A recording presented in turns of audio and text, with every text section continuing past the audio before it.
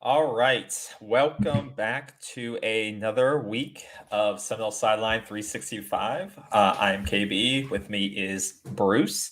It's been a couple of days since our last live broadcast, so it's good to be back.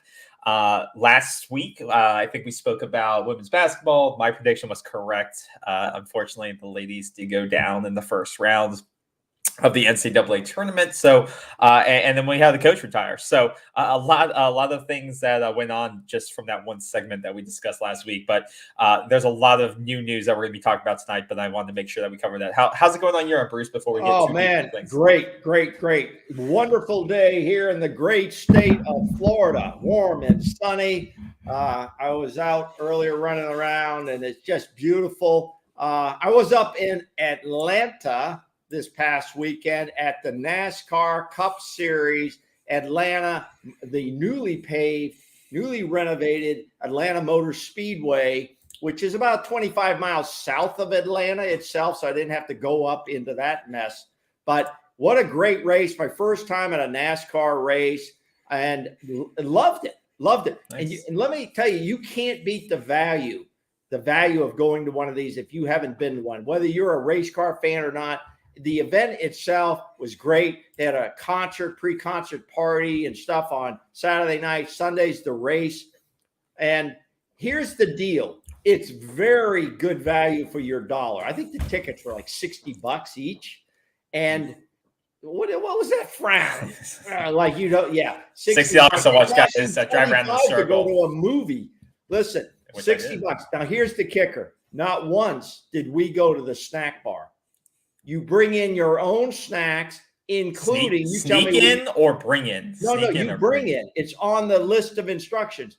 Now, listen to me. You tell me any other sporting event where you can bring in your own alcohol. None. None. There is none. So you could bring in your own beverages, any beverage you want, as long as it's not in a glass bottle. In the stands, you can bring in the stands. In the stands, we had a Heineken beer. We had some Mick Ultra. You have to be blasted in order to watch people drive around the circle for 4 hours. No, but what I'm saying is, and children's tickets are only $10. I mean, this thing was a 1.5 mile track, and it was really cool. It was really, really good. And but there's no other event as friendly as that. And so we didn't go to the concession stand at all, and we had a great time. Wonderful time, and hope to go to Daytona. Hope to go to Daytona next year. So we had a great weekend, and we stayed in a little town called Locust Grove, Georgia. Highly recommend if you go up there next year or July. They're going to run another Cup Series race in July. Stay in Locust Grove, Georgia. So I had a good time. Some recruiting out there as well. No, that's great. I had a chill weekend. Went to a new breakfast place around me called the Bayou Bakery. Had some beignets and some kind of gumbo for brunch. It was good. So saw a movie as well. So there's nothing wrong with going to the movies, guys. But yeah. That's great. Good recap there. But we have a bunch of talks out, so we're gonna jump into it. A lot of it has to do with the name, image, and likeness laws that are going into play, as we've seen over the past couple of seasons now. That since it went into law, especially in Florida in 2021, we've seen this to start really take effect. And you saw it take effect a little bit last year within the FSU program, and now it's taking a grip of recruiting. So we're going to really dive into that today. And, I know you have, different things you want to dig into, Bruce. So I'll let you kind of take the lead on this. Yeah, I want you've got, I think, to kick this thing off, because a lot of people are confused by it. I mean, I was confused by it, but I certainly have gotten interest in it because it's going to change. It's going to change the whole look of college football, that I've known and that you've known. So I think a guy who kind of gets this thing kicked off in perspective is whether you like the guy or not. Let's listen to Paul Feinbaum here just for a couple of. Today is the most significant day in the history of the NCAA, and that is not an understatement, Fitz. Because of what is crumbling today, the model of the NCAA is coming down, and you could never put it back up again. The fact that the NCAA is really worthless after today is also a very significant moment. But many are arguing, good or bad. Many are arguing pro or con. But this day has been coming for a long time, and everyone seems prepared. The athletes seem prepared. Mm-hmm. We in the media have been covering it, as competitively and as aggressively as we can. The only people who don't seem to have a clue on July 1st, 2021 are the people who are in charge of this, and that's the NCAA. They waited till yesterday to finally put this thing into motion. And the one thing that they were hoping to avoid, and that being chaos on July 1st, exactly. Yeah. So I think, that really encapsulates kind of what we're discussing today, is that it's still a mess on the NCAA end, but I'll let you take from there. Well, let me explain this a little bit, because there's probably a lot of people don't fully grasp this, and they're not alone. I don't think the NCAA grasp it. I don't think the athletes grasp it. The universities clearly don't grasp it. There are some people, lawyers, sports agents, and entrepreneurs, marketing guys, entrepreneurs out there that do grasp it and are now plunging forward into a new frontier called the NIL. And people go, what is NIL? Name, image, and likeness. NIL. Name, image, and likeness. Let me, There it is, right up on the screen. Now, this came about because the NCAA didn't really kick this ball off. What kicked it off were individual states. The first two states in the country to get behind this, number one basically was California. They started and they did legislation. Now, this is by legal legislation in the states. California started in like June 2020 of getting a law into effect that affected the athletes. In July 2021, that's when the state of Florida and Governor DeSantis get involved with NIL, because they started to look at there was inequality. All of a sudden, the athletes in California could take advantage of this, and it might give a recruiting advantage to that state and the universities. So Florida got involved in it, and most importantly, they got involved in it very quickly. So hats off to Governor DeSantis for protecting the universities here in Florida.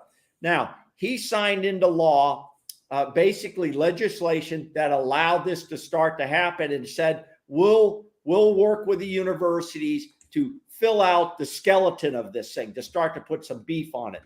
But in regards to NIL, this is allowing athletes to receive compensation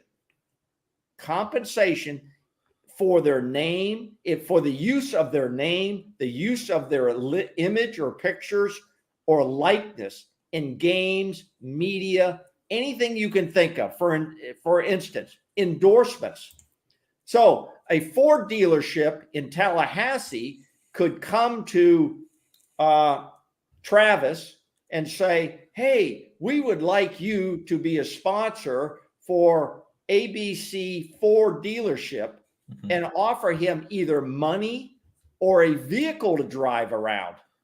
Now, most fans would go, God, that's crazy, but that's where we are. So any endorsements, sponsorships, social media. So basically, a guy could walk into a restaurant. Let's say, Jim and Milt's is a famous barbecue restaurant there now. And it's been in Tallahassee forever, ever since I went there in the 70s. A player could go in there and get a free meal if he tweets out that he's at Jim and Milt's and how great it was. He could get a free meal. That's part of the deal here. Marketing. They can hire marketing representatives. So a guy could employ a marketing rep for spreading his name, image, and likeness. Autographs. So after a game, can you imagine players come out and they sit at tables and could autograph balls for $2 an autograph or $10 an autograph. And these are the same things that guys 5 years, 10 years before them, like the Reggie Bushes, they got in trouble for selling autographs and got Heisman trophies taken away because they were making money on the side for trying to profit off of their popularity and their celebrity. And now it's all legal. Now it's totally legal. You're absolutely right. So we're talking about personal appearances. So an organization can say, hey, we would like X player. They contact the player. They don't have to go through the university that I'm aware of. They go right to the player and say, we'd like you to come down and speak at the club tonight. Mm-hmm. And we'll pay you $200 to give a little talk. That's all legal now. Autographs, as I said, and other potential uses can be used. So, it's unlimited at this point. The NCAA, as Paul Feinbaum said, really doesn't have a grasp on this. The state legislatures are going to have to manage this with the universities, and I'm sure the universities are scrambling too. But in the meantime, any player that wants to do anything can basically do it and say, well, I didn't know. I didn't see any rules against it. Well, so that I think there's one point here is that it is very much up to state legislatures to determine what are the limitations of these things at this point and how much the university and athletic departments themselves can get in the middle of these deals and how much they can facilitate, helping players get with different agencies or get deals in place, especially as they're being recruited. What kind of deals can they put in front of or build and bundle together to, put in front of a top 100 player to say, hey, if you come to Florida State, by the time you sign, when you sign on that dotted line, we're going to have $500,000 worth of, NIL deals running for you because you're a priority to us. Now, that's where, Florida State has said that they are restricted by what the state government is allowing them to do. They feel hamstrung, like they feel that they can't compete in the college landscape based on the laws of Florida. And Who said that? The athletic director of Florida State said that, as well as Drew Weatherford, who's representing, who was on the board of trustees, went to the state legislature and represented Florida State on behalf of this, saying how they do not feel they can compete with schools in the SEC and stuff like that because of how restrictive Florida State's, the state of Florida's laws are when it comes to the ability to facilitate. Michael Alford said this directly, that the political scene does not make it. I think you'll find this. I think you'll find that the state of Florida will rectify that, because they're not going to sit by and watch other states, I don't care who it is, get and put out benefits that they're not going to do here in the state. It would make no sense to do that. And the people here in the state of Florida will be going crazy about that, and they'll elect people who will help their universities and their athletes. They're not going to sit by and watch this happen. That's a very interesting point. I think we'll have another show on that at some point to see what states are doing in comparison to the state of Florida. So I think it is, and that's where it is. NIL, I think, is good in regards to that. You are players who generate a lot of revenue for schools and athletic programs, especially, can be compensated in some means, and they can set up their own personal brands like they should, because some players may get injured, they may not have a pro career, whatever it may be, because of whatever fluke, or they can be paid for their hard work, which I can appreciate. But also, it does start to create a competitive imbalance when, like you said, the NCAA doesn't know how to handle it. So now it's being left to the state governments to say how much can universities of certain states get involved. And so when a college in Georgia is able to basically be more hands-on and getting these deals bundled together, created, working with big sponsors like Barstool Sports and stuff like that to build out these huge deals, whereas Florida State can't be as hands-on, it can't do as much. It does create, in my opinion, somewhat of an unfair balance because it's state by state. So I think that's really something that's going to be sort of, either the NCAA needs to come up with a balanced structure of, okay, these are the limitations, these are how they are. But I think it's crossed into this political murkiness where it is going to hamstring a lot, limit a lot of schools, because these state governments are going to clash, and there's going to be a lot of old school mentality where, and it's come up in the talks in the Florida government, where some of these guys just don't believe players should be paid. And that's the old school Southern mentality that some of these lawmakers just don't believe it. And so they're going to put hard guardrails in place. It must not be the old mentality in the SEC, because they're Southern schools too. I get it. I get it. But some of these lawmakers, they see it from one direction.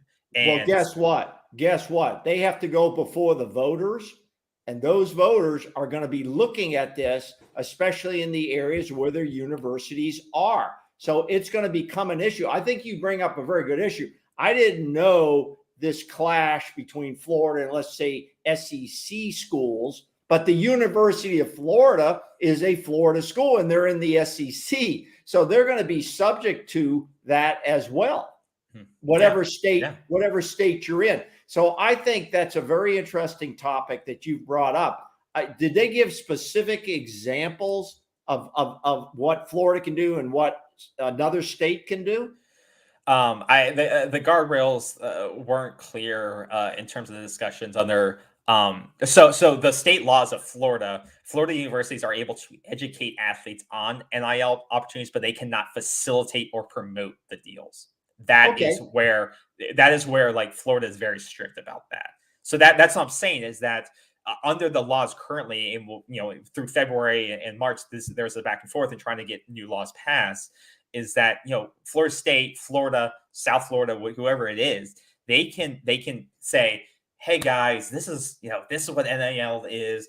These are, this is how you can be, but they can't say, hey, hey, Jordan Travis, or hey, AJ Duffy, or hey, prospective recruit Travis Hunter, if we want to go back to that.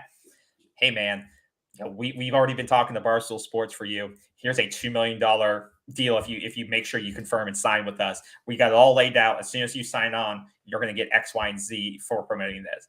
So they cannot facilitate. They cannot be part of facilitation, and they cannot, promote market these deals out to prospective recruits, or once they're signed on, any of these things. So that's how they're just basically an educator at this point of what NIL is. That's always been it.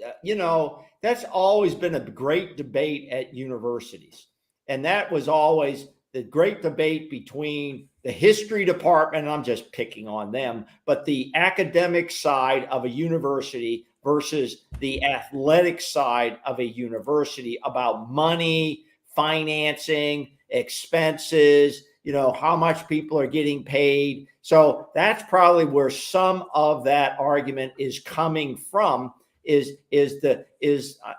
I'm not going to say what I was going to say, but the non-athlete side versus the athletic side. And in terms of fairness, equality, but so there's, and this isn't limited to football, just to be clear. This is limited to, as Jody in the chat pointed out, this is for all sports.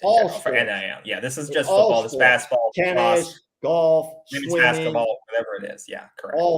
So it hurts all sports equally too. So they cannot, the athletics department cannot help a women's basketball player, a women's soccer player on the national championship team facilitate some of these deals. They have to go out and find those resources themselves and get these deals done, which is, for a 17-year-old who's comparing Florida State to, Auburn or another school that maybe isn't on the same level, or maybe they're comparing apples to oranges, and they're saying, well, they already have this all laid out for me, versus I'm going to have to do some work to get these things done. It can definitely be an advantage for a school. Well, we're not saying that Auburn has that ability now. You're not saying the state of Alabama has. I haven't looked into their standards for their universities. You're not saying that. I don't I'm not saying that because I don't know for sure, but I know that the state of Florida is the most restrictive for all the NIL laws. That is a fact, and that's why they're fighting against this. I'm going to be honest with you. I have not seen or heard that. Obviously, I'm going to published. I'm going to take your word for it. I'm going to, I think it's very interesting. And the state of Florida, as that becomes more known, and maybe it's going to become known here through our program, that it is known, and that's why it's going to be a problem for those state legislators. That's going to be very interesting to see. So this is, without a doubt, at all levels, including national levels. Could there be national legislation by the U.S. Congress in terms of NIL? There could well be. If it's at the state level, it could develop into a national level of laws and legislation. And then it also trickles, as you said, into the universities, and then you got the NCAA. So you got one hell of a big pot of stew here with a lot of people trying to stir the recipe. Mm-hmm. And there's going to be a lot of kids right now are going to take big advantage of this, and they're going to have a lot of cover because there aren't any strict rules. This is the wild, wild west, as Paul Feinbaum said in that interview, later in that interview, and I totally agree with it. Now, here come what we call the carpetbaggers, okay? Mm-hmm. And what I mean by the carpetbaggers are organizations, agents, lawyers, marketeers, entrepreneurs. So let's start with a couple that are already focused on FSU. The one that I'd like to bring up first is an organization called Rising Spear. Mm-hmm. Rising Spear. Actually, 2 members of the executive board of directors for Seminole Boosters resigned their positions to form this organization. Okay. Mm-hmm. And they say their positions will be funded. They're not taking any pay for their roles in this organization. This is a nonprofit organization that is aligning itself not only with the community and the boys and girls clubs in that area, but also to help the student athlete get NIL deals, whether it's speaking engagements, appearances, autograph sessions, whatever. So right now, they seem to have an excellent foot up on FSU sports.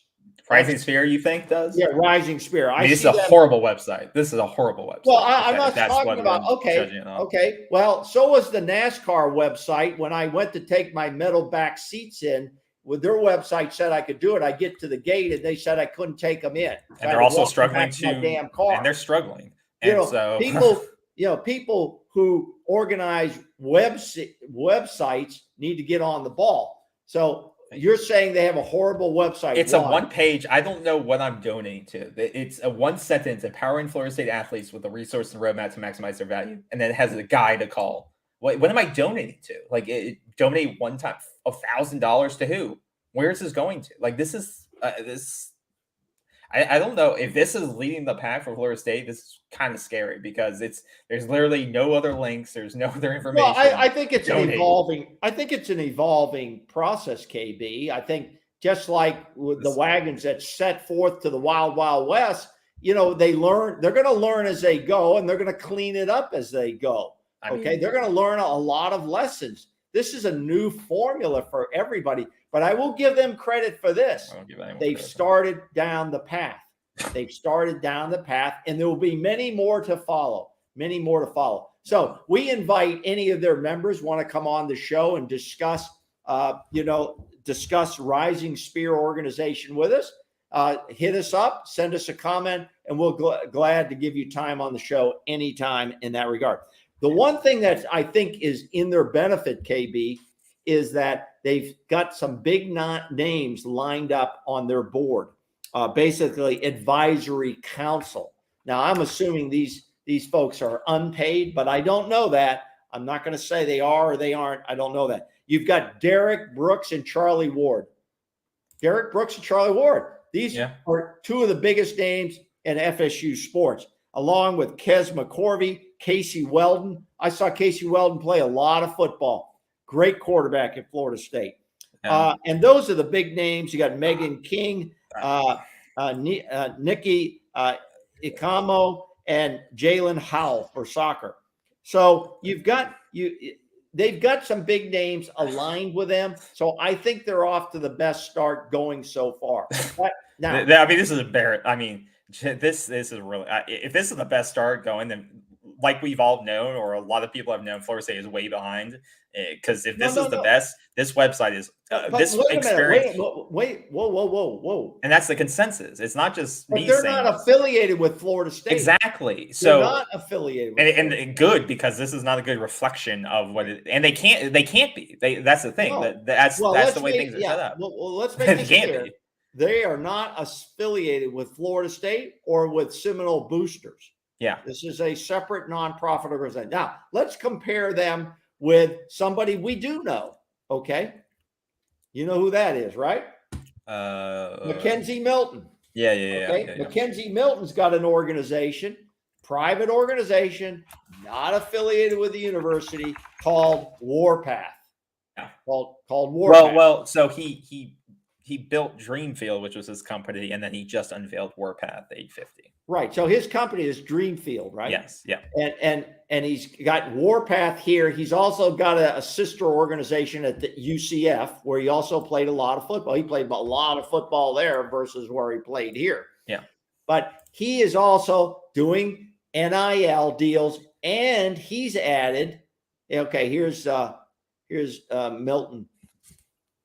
This is Warpath. I don't think their website's any better than the one you just described. At least there's describing what the hell it is. Like I'm not sure they are, because it's like you can sign up for 10 or 25. There you go, $10, and you get some inside information. It'd be like if we launched a premium website, where's the money going? Right here, $10 every month, and this is what you get. This is the benefits you get: access to private events, access to camps and clinics, stuff like that. So it may not be going to athletes per se, but at least the other site just said donate $50. I don't know where that money's going. Well, you don't know where this is going. I know what I get though. I know what I'm getting for it. This is what at least I'm getting something. You seem like you're on their side. I just like any they actually have an FAQ. Why am I giving $1,000 to the other site, Rising Spear? Let's compare. Okay, make a donation of $50. Okay, what is where is this money going? How do I know where this is going? Where's this being routed to? Yeah. Okay. Well, the bottom line, the bottom line is this: there's a couple of organizations out there, and I think you're going to see more. I think you're going to see more. I know who is it? Dylan Gibbons. He has an organization that he's trying to. It's not along this line, but I think he's trying to form his own little company or group. And I don't know that for sure, but you're going to see more organizations spring up around every university. You're going to see some that are national, because ultimately, if you have a company, you want to go after every university. That's your goal. Yeah. You're the Walmart. You want to be the Walmart of the NIL. Now, the one thing with Mackenzie Milton's group is they're also doing NFTs. Okay? Yeah. You know what an NFT is. Yeah. And I'm vaguely familiar with them. Non-fungible tokens, which, okay, now I'm just going to give my opinion on this, which I think is the next hula hoop or the pet rock. Was those before you? Yes, that was before you. Before. Okay, before you. The hula hoop, the best thing going. I think it's a fad, and I think it's stupid. I don't have any other word for it. So the NFTs, you can buy, what? I was kidding around with you about the dancing monkey thing. Yeah. Okay. I told you I bought that as an NFT. Well, I didn't buy that thing. I didn't buy that dancing. I wish you had the thing you could bring up the dancing monkey. I don't want But an NFT is a thing that's created just for video, and it's a one-time thing, and you can buy that. And then what do you do? Just hold it on your phone and go to the bar and show all your friends, look at the NFT. It's supposed to be a unique digital, basically a digital creative, it's like what playing cards would be, but it's like a digital playing card, and it's supposed to be unique. Stupid. It's something you could sell later on. I think it's kind of a scam too, because it's stupid. It's a big ripoff, and it's not just the sports NFTs. NFTs are it's not types of things. Yeah, and some of the prices on them are unbelievable. Yeah. Some guy created a bunch of, what do they call them? Digital crazy cats. Was selling them for $1,000, $1,500 a piece. You could talk all show about this, so let's not go down this rabbit hole. Oh, Lord. Would you agree it's a big scam? What, the NFTs or Warpath? Well, no, the NFTs. Yeah, that aspect. I mean, it's not a scam for people who believe in it. So if that's your thing and you think NFT, it depends on how you outlook. People think cryptocurrency is a scam. Yeah, it's like crypto. So, I mean, we could spend a lot of time on NFTs and crypto. I mean, if you invest in it, it's your choice. You don't have to invest in it, so it's not a scam. If you they're not taking your money, stealing your money. So if you say, if you're just doing it because you want that cool little token that you can carry on your, but what do you do with it? What do you do with playing cards? Well, playing card, what do you mean? You mean like baseball cards? Yeah, what do you do with it? What do you do with it? It's the same thing. Yeah, but they have a history of showing value over the long run. That's what they're saying with NFTs. These are digital, unique digital, unique, creative assets that will have a unique. No one else can have that same card as you because it has a digital ID to it, and so it should go up in value if that person is popular, whatever it is. So I could create one of myself, Seminoles Sideline 365, and you too, and people could own us. Yes, could own. Yes. Here, look, I'll give you a picture. Take it. God. Yeah, that's what it is. Okay. All right. Good enough for that. But let's be clear. We're not saying Rising Spear or Warpath are scams. We're not saying that.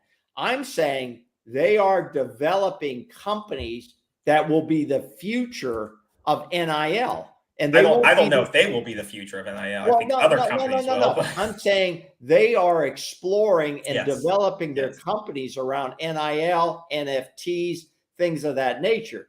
I think they're taking different paths, though. I think that's okay. What Milton's doing, he's trying to create experiences with athletes that drives money that way. And somehow they're creating some percentage where the athlete gets some for coming out to this experience and it's different. Whereas it's not direct sponsorship. It's not like, hey, I'm building a t-shirt or I'm doing a shout on social. So yeah, I think they're trying to figure out what's the best way there's going to be a lot of different experiments with this, and to see what works out. But I don't blame them for trying. I think it's as long as they're not scamming the athletes, then they're not scamming anyone. I didn't say that. I just said there's going to be some of these companies that do come in. I'm not saying at Florida State that are going to try to steal these kids' money because they're 17, 18, 19 years old. They're going to say, and they're going to sign a bad contract, or they're going to get put into this thing where they're not going to get all the money somehow, or it's going to be some kind of split that doesn't make sense. So there's going to be predators in any of these kind of industry, especially when there's a lot of money going to young athletes. There's going to be predators out there. So I'm just saying, I'm not saying these are, I'm just saying, there's going to be, something's going to happen in the next couple of years. The athletes need to safeguard themselves. Don't jump into something too early. Make sure you have proper legal protection and review. And I'm afraid no one's giving them that. The universities, I don't think, are setting No, I don't think they're going to do it. You're going to have to get your own attorney. That's one thing that was, I know, unique about the Georgia law was that they had to give each athlete who was going through NIL like 5 hours of financial literacy and all that stuff. So that was one thing in the Georgia NIL laws. I think the Florida colleges are also. I read that. The Florida colleges are also going to have to give it, so often as well. Yes. When I read, I can't remember how frequently they have to give it, but I thought it wasn't enough, in my opinion. Yeah, but something's going to happen. Some big thing is going to happen where I don't know if it's going to be a mega corporation or some smaller one, but one of these major athletes is going to get rugged somehow, and it's going to change the landscape. It's going to change how these laws are because someone's going to get taken advantage of in a big way, and it's not going to be good. I'll tell you who's going to really develop this is the major sports agencies that are out there, right? Yeah. Those are the ones I believe will set up their own divisions, and they're doing it. You can bet they're doing it now. They see this, whether it's NIL or NFTs. Some of these major agencies are going to set up their own section to handle this and start marketing it. They're not going to play at some simple level starting out of some guy's garage or apartment, in Tallahassee. Yeah. It's going to be a major thing because they smell compensation in it, right? And if the athlete, and I would say a lot of the athletes, the better ones or the ones who can benefit the most are probably going to end up with them. The smart ones will. Don't jump in too early and get into a contractual relationship you can't get out of. See what's happening with these other agents and go from there. But a couple of examples you may or may not remember. The Jameis Winston crab legs story. Let's see how far. I remember it. Do you remember it? Yes. He goes into, I think it was one of the major food chains. I don't mention Publix. Okay. That was it. Goes in, his buddy, he orders crab legs. His buddy says, hey, don't worry about it. Take them. That thing gets blown up. He gets suspended by the NCAA. Look where we are today. It's amazing. Can you imagine how Jameis Winston would have benefited from this? Oh, here it is. Listen, we're not trying to revive this, but it shows where we've come and gone. I mean, it's sad. Now, the guy got so much crap for a pound of crab legs, and it was like this. It was for his birthday. The guy gave it to him because it was his birthday or something. Yeah, it was and then he got made fun of for he's still made fun of for it. It was so silly. And then there was the other one called Free Shoes University. Who started that name? Free Shoes University. Our old friend, Coach Steve Spurrier. Hey, Free Shoes University. I hated Spurrier for that stuff. He constantly would do that. But that was a thing where a couple of kids got some free sneakers from a buddy or something like that. I don't know. It's not worth looking into the details. But the NCAA blew up.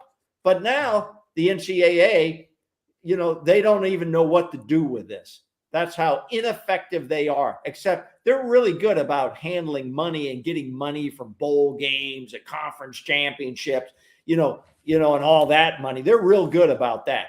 So the bottom line on this is one other story, and we got to address it because I want to see where we are.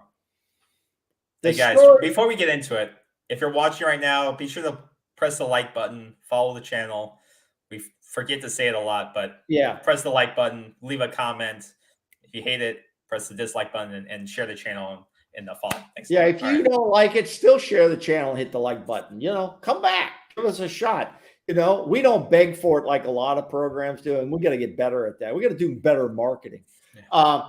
So let me lead into this story since we're talking about NIL. I haven't been able to find out, and I've checked the best I can, whether Jarvis Brownlee is practicing or he's not. I think he is. I think the story that he's holding out for an NIL, which has come out of some media outlets, let's just leave it at that, saying he is not practicing. He's holding out of spring practice for an NIL deal that went bad. I think that's a bunch of BS because any coach worth his salt would not put up with that unless the lawyers at the university say you must put up with it. And the thing, so I'm saying that's a BS story. I've reached out to Brownlee. I haven't heard anything back. I don't know if Coach Mike has a shutdown during spring and fall. on their media of the players sending out anything. No. But do you have anything on Brownlee? I heard that we would be here in the next couple of days whether or not he was going to be with the team or off the team. That's what I've been hearing from people around that are closer with the team and the blog and kind of the Discord channels, stuff like that. That's what they're hearing, is that within this next couple of days, by the end of this week, we'll know whether he's going to be on the team or off the team. Well, here's the deal. Here's the deal. Unless Florida State, due to scholarship, and the coach are legally held to keep him on the team, if he's holding out for an NIL deal that's incomplete and he's not going to practice in the spring, guess what? He'd be cut from my team. But you can't just cut. I don't think it's as well, easy. Okay, as he goes to the end of the depth chart. It's not NFL. And in the segment I gave, I forget, there's like 12 guys in the room. So he's at the end of the depth chart. So guess what? You're not going to play. I mean, how else would you handle this? There's only so many things you can do with college scholarships and stuff like that. Well, I don't think NIL has anything to do with him practicing or not. Like I said, you got to focus on the kids who can practice, develop. They were all last week, so it was spring break, so nothing could be done. So that's why it's been a week. Finding out what the progress is will happen over the course of the next. I think today was the first day back at practice. So we'll find out. And Jarvis, if you're out there, you're welcome to come on this show anytime. We've reached out to you. You're welcome to come on. We reached out for comment, got nothing back. Maybe you're muzzled by the coaching staff, and that's the rules, and you're following, and we respect that. Let's be clear. But if you want to and you want to give comment, we welcome that. Next topic, Winston Wright. We wish him all the best, wish his family all the best. However, have not heard anything. We have. Anything on Winston Wright. Yes, we have. You have. Mike gave a statement. Yep. Who gave a statement? He gave a statement? Did. Yes, he did. I missed it. Yep. What was the statement? He basically said, so Tomahawk Nation had a quote from him at one of the conferences that he said, "We're very thankful with the severity of the accident that he's still here. It was something that was very scary. We've been in contact. He's going to be back in Tallahassee here this week." So this was after practice on today, March 22nd. Okay, but no other details. He said that he'll be out for an extended period of time. That was the extent of what they said. Okay, that came out after practice today. Yes, correct. Okay, I didn't see that. Yeah. Well, that's good news. And he's going to be back in Tallahassee, they said. So that's good that he'll be back. Okay, I think because that's so vague, I don't think you're going to see him spring, and I don't think you're going to see him start fall practice. That's my guess. I would not expect to see him significantly through the first six to 8 games. And that's a real shame. And you know what? First thing, it's about his health. The second thing, we are a sports show, so we have to address the impact on the team. I mean, and impact on him, because he's looking to go to the next level. Yeah. So the whole thing is very unfortunate. Mm-hmm. And we wish him the very best, and we hope to give our viewers out here more updates when we can. Yeah. And the last name I have is the retirement of our women's basketball coach, Sue Seminoles, a legend here at Florida State for the women's coaching. She's going to be significantly missed in her leadership, in her ability, her coaching ability, and the relationship she brought to the FSU family here. And we wish her the very best in the future. And she has been such a hard-working, dedicated, never had any problems in her program.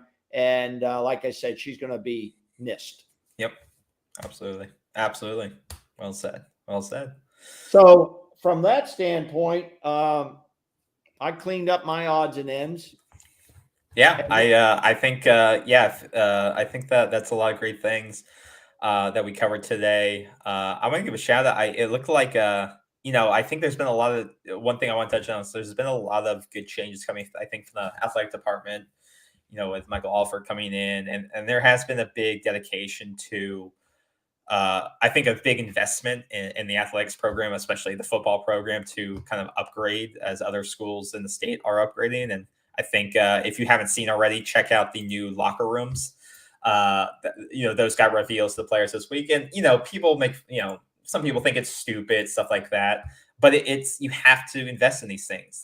You have to keep pace with the other schools in the Georgia. These aren't Georgia levels or Florida levels or Alabama levels, but you have to keep investing in these if you want to stay competitive. It's like an arms race. Are you saying we need a big swimming pool with a gigantic slide coming down that goes into a hot tub and there's a little bar there? Is that what you're saying? It won't hurt recruiting, I can tell you that. But where does it end? Where do we end? Where you can't. You have to keep investing. Just it's no different than when I go into the office and they're trying to recruit me with we have a keg and we have these nice chairs and desks. It's no different in the corporate workplace. So I don't get why you want to attract the best talent, you give them the best facilities to work in. It's the same thing. No, I understand. I really understand what you're saying. It's a competitive nature to, just like when you are looking at certain level employees in the corporate world, you need to do certain things to bring them in. So I understand what you're saying, but sometimes I got to be honest with you. I get a little annoyed that we're pampering so much. Oh my God, it's a locker room. No, but we're talking about the football program only. How much pampering is going on with the other sports? Yeah, the other sports don't bring in the money to pay for a locker room. No, I understand. It's like it's just finances. No, I understand. But did you see what in social media an LSU fan put out? He said, "You can have the best locker rooms in the world, you're still not going to beat us." Yeah. And you know what? That should go go up on the bulletin board. That should go up. Remember the old bulletin board material you'd put up to motivate people over the summer and into the fall? They better get ready for that. I would have that up. Okay. I would have that material. Sometimes the old fashioned kick somebody in the butt, works, right? Sometimes that's what works instead of some swimming pool. I think the 6 and 7 LSU Tigers, they should be kind of just focusing on their next season. Too, I said they had to go out and hire a new coach. Yeah. So that was my response. But we get it. We're upgrading the facilities. This has been long in coming. And I think Coach Mike and his staff are working their butts off. They're working their butts off. They're back to practice now. They are going to have a scrimmage Saturday. They're going to have a scrimmage in the stadium on Saturday. The spring game is what did I say? April the 9th? I think it's April the 9th. Yeah. It's a Saturday, and I'm planning to be there. So we can do maybe a live broadcast from the stadium, and I'll give you what I see, and what's going on there. Yeah, that'll be good. It'll be and we'll go from there. Absolutely. All right. Well, thank you all for joining us for another session. We covered a lot today. Hopefully, you enjoyed it, and we'll keep you up to date on any breaking news that comes our way and the spring. So enjoy the weather, and we'll see you soon. Take care, everyone. Take care.